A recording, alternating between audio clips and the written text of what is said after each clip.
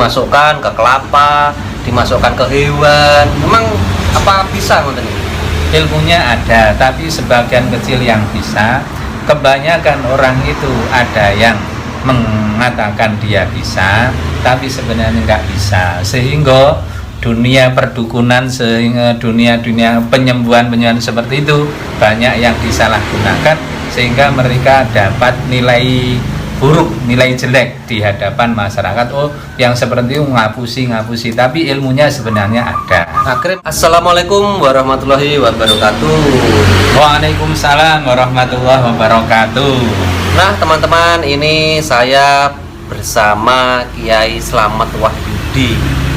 Hari ini mau mengadakan pembahasan. Jadi akhir-akhir ini kan fenomena dunia maya itu heboh dengan perihal santet, guna-guna, keris, batu dan lain sebagainya. Karena peristiwa yang viral akhir-akhir ini. Jadi ini saya mau memberikan edukasi lah untuk kita semua dengan sumber yang berkompeten seperti itu. Pembahasannya yaitu tentang santet. Nganu iki napa mau tanya niki. Santet niku asline niku ada apa ndak ya santet itu? Menurut ilmu agama di kitab tarikh itu ada, karena dahulu Rasulullah pernah disantet juga oleh orang Yahudi. Itu berarti menandakan bahwa santet itu memang ada sejak dari zaman dulu. Berarti memang santet itu ada ya, sejak dari zaman dulu. Dan itu dibuktikan tadi karena Rasulullah pun pernah disantet orang Yahudi. Ya. Terus apakah semua penyakit, misalnya kita niku pusing ngoten, kita itu sakit perut, itu apa karena santet atau memang gimana ya? Kalau penyakit itu macam-macam, tapi yang jelas semua penyakit itu datangnya dari dan ada tujuannya. Datangnya dari Allah dan ada tujuannya. Satu, datang dari Allah karena untuk menguji seseorang, keimanan seseorang supaya selalu ingat kepada Allah. Kebanyakan orang yang sakit niku kan selalu ingat Allah. Mulai wis solo apa astagfirullahaladzim, ya Allah, kula sakit ya Allah, dan baru nyebut dan sebagainya. Baru nyebut ketika sakit. Tapi apa selalu misalkan gitu nih, kita sakit, kalau kita sakit ke dokter pasti bilangnya sakitnya gini. Terus kalau kita sakit, maaf ya, kita sakit pergi ke rumah dukun misalkan, ini kena santet itu hilang gitu loh. Apa selalu seperti itu? Tergantung apa jenis yang kita datangi. Lek sing didatangi dukun, tukang gedobos, maka mereka akan bilang iki santet, iki sihir, iki dikirim dan lain sebagainya. Tapi lek kita itu datang ke dokter karena dokter itu mikir ilmiah, nah itu pasti nggak enak sambungannya dengan santet atau digunakan orang nggak enak. Tapi ya iku mau kembali sapa sing nangani dan melihat seberapa jujur orang sing nangani. Kalau jenenge di obat ning wong Jawa-Jawa.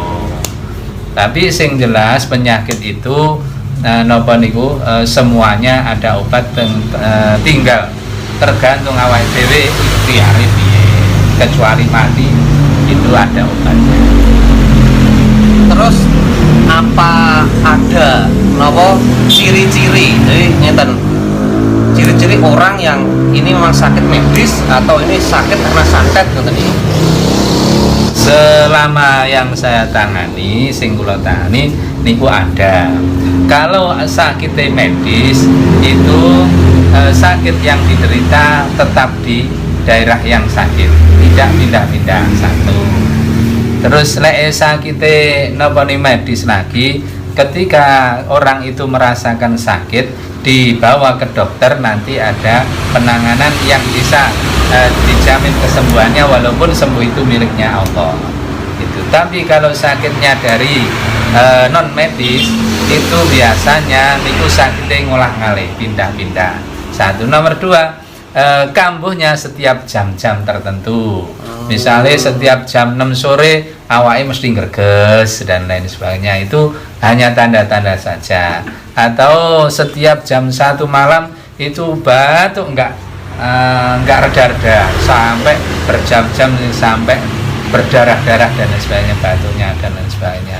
Itu dari setiap penanganan mesti beda carane.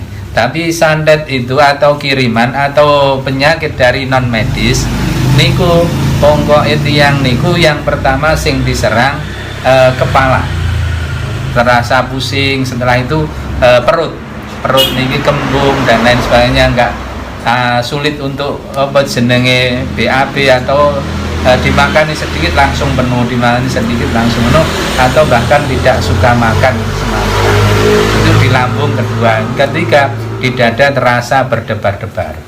Itu sebagian besar tanda ada yang mengirimi guna-guna atau jin yang mengganggu. Itu beda dengan mah, beda dengan jantung, paru-paru. Kalau memang sakitnya medis, dengan jantung, paru-paru itu selalu merasakan sakit, nggak enak dan terus menerus. Tapi kalau guna-guna itu kadang kumat, kadang enggak, kadang kumat, kadang enggak, dan kumatnya setiap jam-jam tertentu. Jadi trep nggih, misalkan kumat jam 6 sore ya jam 6 sore, kumat jam 12 malam jam 12 malam, keanehan. Iya. Terus gini, kan banyak fenomena itu yang apa ya, di media sosial, di YouTube dan sebagainya, itu banyak orang itu cara menyembuhkan santet itu misalkan apa namanya, ditransfer ke barang lain, dimasukkan ke kelapa, dimasukkan ke hewan. Memang apa bisa ngoten iki? Ilmunya ada, tapi sebagian kecil yang bisa. Kebanyakan orang itu ada yang mengatakan dia bisa, tapi sebenarnya nggak bisa. Sehingga dunia perdukunan, sehingga dunia penyembuhan seperti itu banyak yang disalahgunakan, sehingga mereka dapat nilai buruk, nilai jelek di hadapan masyarakat. Oh, yang seperti itu ngapusi, tapi ilmunya sebenarnya ada. Akhirnya malah kebiah-biah, wabeh malah ngapusi, padahal memang aslinya ada. Cuman yang menguasai itu sedikit sekali. Krono ritualnya atau riadohnya itu berat, ilmu-ilmu itu, dan tidak semua orang mengamalkan tersebut bisa mencapai taraf bisa menguasai ilmu itu. Jadi mungkin istilahnya sewu siji yang bisa mentransfer santet atau guna-guna lah sihir ke benda lain. Terus gini, kalau misalkan gini, apakah kan katanya itu kalau santet itu dimasukin paku, dimasukin benda-benda tajam, silet dan sebagainya, itu ketika di medis, di ronsen itu kelihatan gitu.